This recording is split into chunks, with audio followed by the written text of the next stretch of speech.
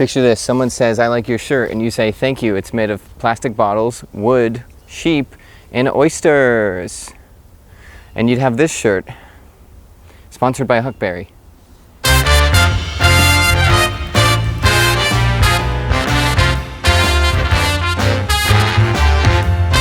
What's up, everyone? Welcome to the Oyster Zone.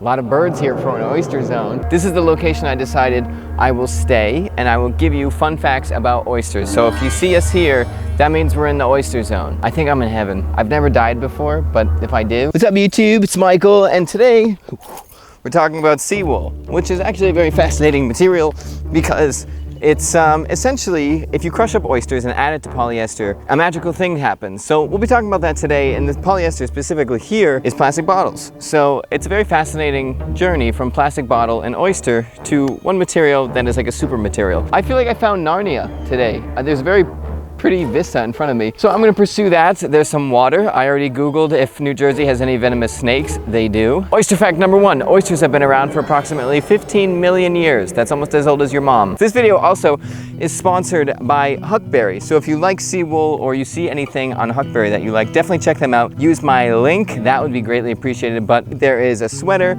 there are pants, there's even a vest. So definitely check out the Seawool collection and see what you think. Oysters have eyes all over their bodies. They have 40 to 200 eyes. Here's the thing, it's not because I'm working with Huckberry. I was planning on doing a video on Seawool anyways, which is polyester, just because I thought it was really interesting that you can add a filler to polyester, which is plastic, and that filler greatly enhances the properties of the fabric because polyester is really good at insulating and drying really fast. But when compared to something like wool, it does have some shortcomings. But interestingly enough, when you add in something from oyster shells, it basically rivals wool. I really like the technology of fabric. I love technology. I'm thinking about getting the Google Pixel Pro 6. Any thoughts on that? The tensor chip seems pretty cool.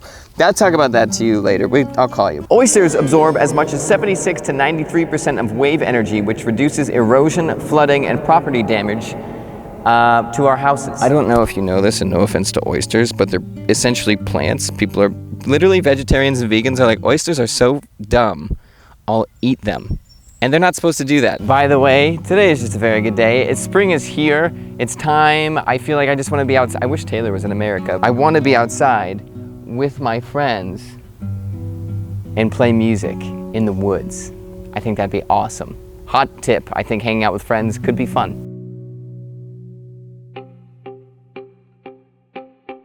When you ground up oysters, their shells specifically, not their you get calcium carbonate, which you are definitely familiar with because calcium carbonate is very, very, very popular in antacids like Tums. Calcium carbonate is basically the perfect filler for polyester. Polyester, since it's a plastic, can have fillers, which oftentimes in plastics are used to cheapen the material at large. It can also give certain properties to plastics in general. It can make them lighter, heavier, whatever it may be. And in this case, just better all around. And from my understanding, I read a few different papers on this. It seems like calcium carbonate is the filler of choice for polyester. Calcium carbonate, when added to polyester, basically turns polyester from a really good performance fabric to almost an unbeatable performance fabric in every way, shape, and form. Polyester, which is very strong, very quick drying, and insulating, gets more properties, and this is why it's called seawool, obviously because oysters are found in the sea. But just like wool, polyester gets softer, antimicrobial, odor resistant, and anti-static, which basically, besides wool being more flame retardant, puts it on the level with wool. I just saw a deer over there. It's wild. An oyster can filter almost 50 gallons of water a day, around 150 liters, which I believe is 40 gallons, but who knows?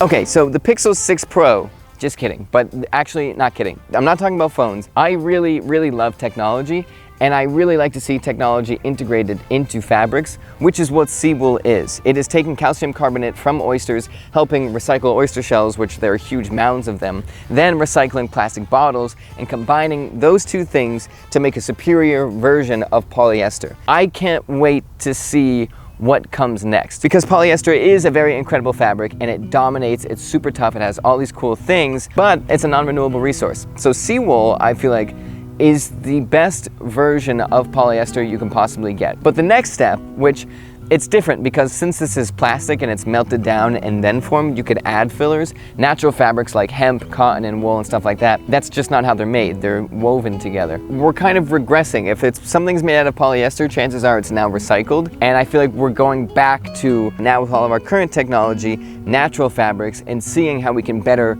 utilize them to be performance fabrics. So anyways, hopefully that makes sense. If you're thinking about getting Seawool, definitely check out the link in my bio for Huckberry. Thank you, Huckberry, for sponsoring this video. I like Seawool. I think it's very, very cool. I really want to get the Seawool pants. I should have asked Charles at Huckberry for the pants. Charles, oysters, when they're growing, settle on top of each other and make big, giant, basically oyster reefs that protect other animals. So anyways, that's about it. Have a good day. Quick survey. What do we think of short videos like this? And two, what do we think of little niche research videos?